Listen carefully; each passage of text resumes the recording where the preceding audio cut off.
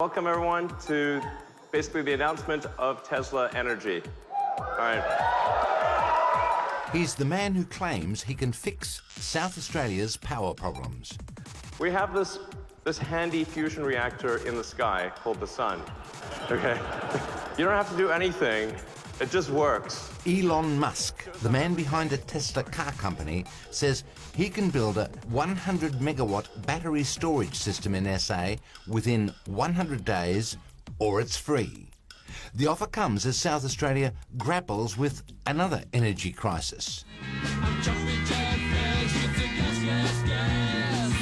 It's not just a gas, it's a disgrace. It's even sillier than that, Hendrik. The madness, it's cheaper to buy South Australian gas in Japan than it is in Adelaide. And that's after you've gone through the expensive liquefaction process and after you have gone through the expensive shipping process up to Japan. So, this bloke in Tokyo pays less for our gas than this family in South Australia. It's just it comes out of the ground here in South Australia's Cooper Basin. Our gas, our resource, our energy. Japan's bargain. Here's what we pay, and here's what they pay. And our price last year went up by 133% in 6 months. Bruce Robertson is an internationally respected analyst with the Institute for Energy Economics. Gas prices are so high in Australia, they're higher than they are on international markets because a cartel of producers is controlling the price. So, if you're whacked by high gas prices for heating and cooking, or if you're a South Australian employer, like one of South Australia's glassmakers, glassmaking uses gas by the gas load, you'd be better off moving. Well, it's affecting it in two ways. One, that you have the people that actually use gas to produce products that are basically going to have to shut down, many of them, in the next 12 months as they cannot secure gas at a reasonable price. But it's not just gas, it's electricity.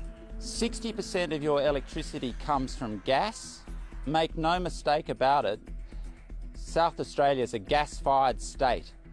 It is affecting the supply, the security of your energy supply totally. This is a gas-fired power station at Pelican Point. Its owners can make more money selling gas than selling electricity made from gas.